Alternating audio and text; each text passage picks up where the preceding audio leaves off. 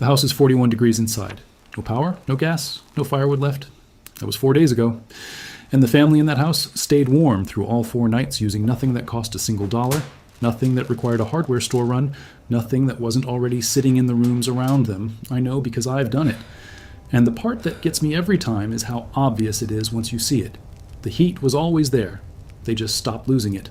Most modern homes are not heated. They are continuously reheated. The furnace is not warming a space. It is compensating for a building that was designed to lose heat at a rate that justifies a monthly gas bill. The insulation is adequate enough to pass code and thin enough to guarantee you stay a customer. That is not a conspiracy. That is a margin calculation made by a developer who will never spend a winter in the house they built you. The ancient Anatolians built homes with thermal mass walls 2 feet thick that absorbed daytime heat and radiated it slowly through the night, keeping interior temperatures stable without any fuel source whatsoever. The cliff dwellers of Mesa Verde oriented every structure to collect the low winter sun and positioned overhangs to block the high summer sun, a passive solar calculation so precise that modern architects have reverse engineered it and published papers about it that say, essentially, they were right. The Sami people of northern Scandinavia insulated their sleeping quarters with reindeer hide laid against the interior walls, but not the exterior, creating a radiant barrier on the inside face of the room, where the body heat was actually being generated. Nikolai Lvov, a Russian architect working in 1795, documented in technical drawings the principle of the double air gap wall, 2 thin barriers with a still air channel between them, and showed that the air gap outperformed materials 3 times its thickness in preventing heat transfer. His work was used in aristocratic country houses across Russia for 50 years. When industrial insulation products came to market in the 20th century, the still air gap principle did not disappear. It was patented, packaged, and sold back to you at a price point that required professional installation. The physics had not changed. The business model had. You have seen this your whole life and just never connected the dots. A thermos keeps coffee hot for 6 hours, using nothing but 2 walls and a vacuum between them. A down sleeping bag rated to minus 20 degrees contains no heating element.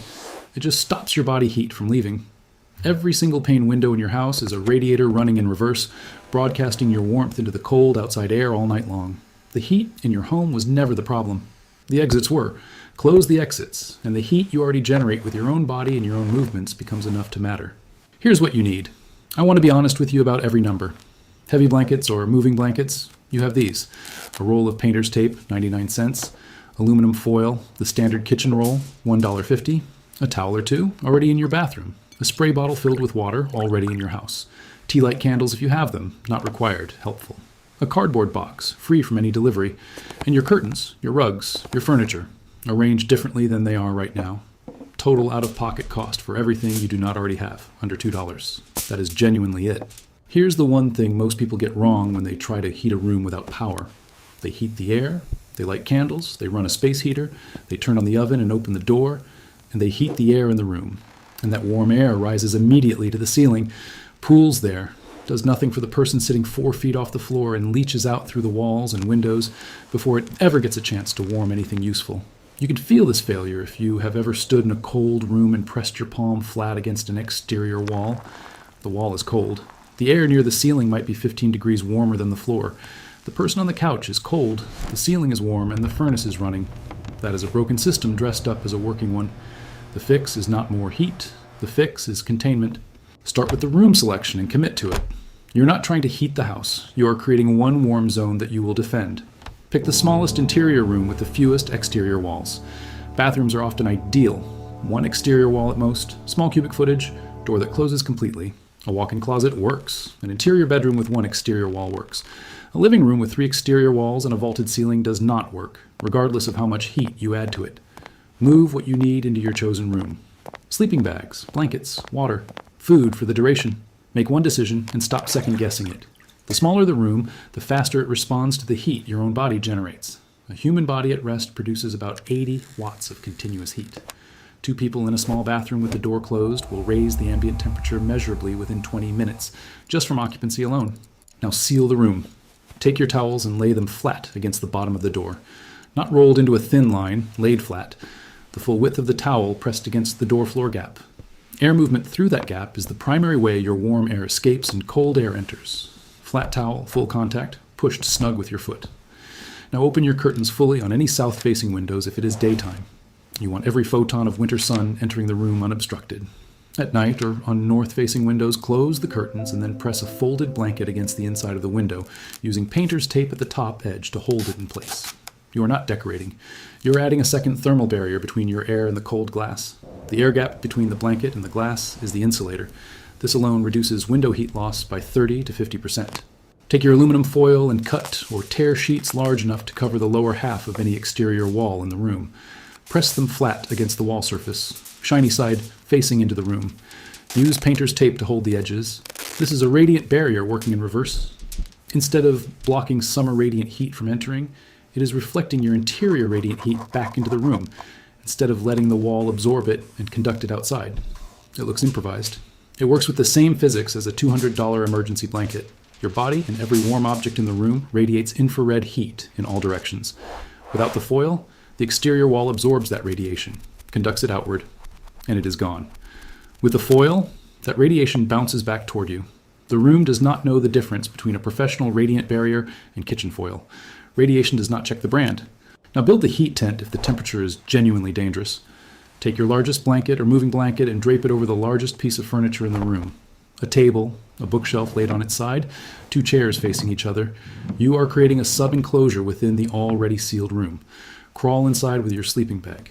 The air volume you are now heating with your body is measured in cubic feet, not cubic yards. This is the same principle as a tent inside a cold cabin, which experienced cold weather campers know will keep you 10 to 15 degrees warmer than the ambient interior temperature with no additional heat source whatsoever.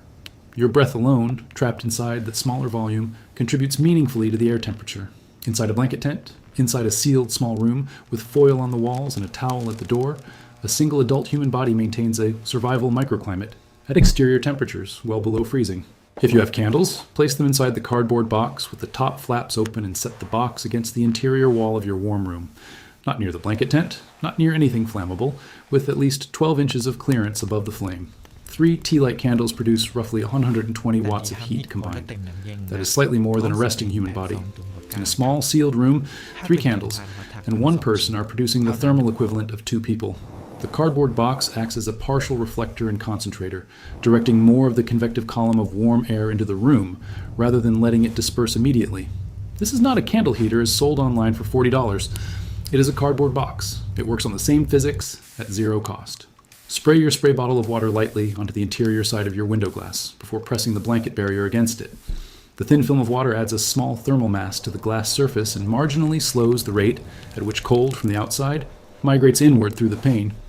This is the same principle behind the old practice of taping plastic sheeting to window frames and breathing onto it to check for drafts. The water reveals and partially addresses the transfer simultaneously.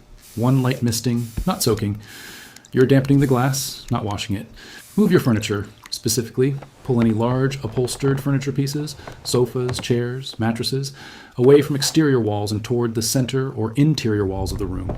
Upholstered furniture pressed against a cold exterior wall conducts heat out of the foam and fabric and into the wall continuously. That sofa is a slow radiator pointed at the outside of your house. Move it 18 inches inward and it becomes a heat reservoir pointed at you. The mass of foam and fabric holds warmth and releases it slowly into the interior air. Every soft object in your warm room is a battery. Charge it by keeping it away from the cold walls and it will return heat to you through the night. Layer your floors before you layer yourself. Cold floors are heat thieves that work from below, chilling your feet, dropping your core temperature, making the room feel 10 degrees colder than the air temperature alone would suggest.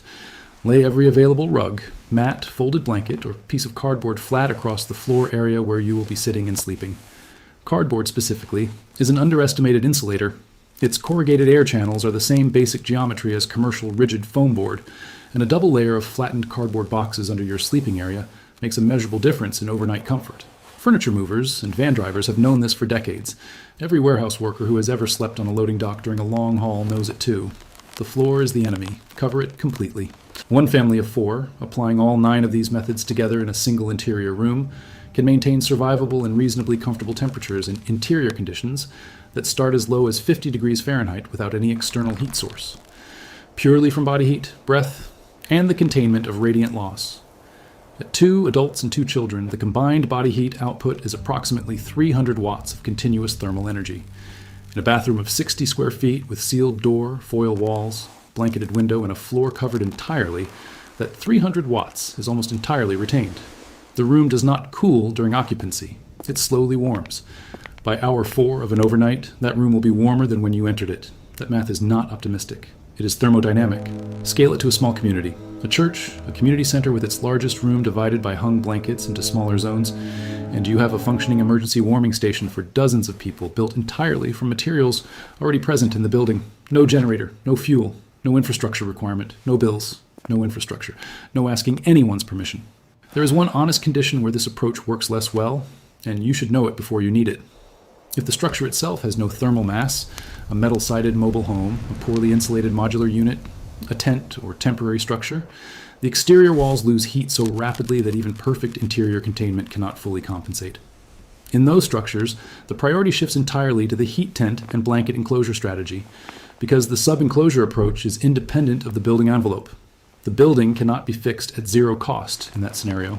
The microenvironment within it can. Know your structure. If the exterior walls are thin metal or single-layer material with no cavity, skip the foil-on-wall step and invest that time entirely in building the smallest possible occupied enclosure inside the largest available room. That is where your effort pays the highest return in the structures, where this method faces its real limits. Somewhere in the rock-cut chambers of Mesa Verde, the overhang above the south-facing doorway still catches the winter sun at exactly the angle the builders intended it to. The shadow line at midwinter solstice falls precisely at the threshold. It has done this for 700 years without a single adjustment. They did not engineer this with instruments. They engineered it with observation, accumulated over generations, passed forward as knowledge that belonged to everyone. What you just learned belongs to everyone too. It always did. The exits were just kept pointed away from you. I don't know what brought you here. It doesn't matter. It works either way.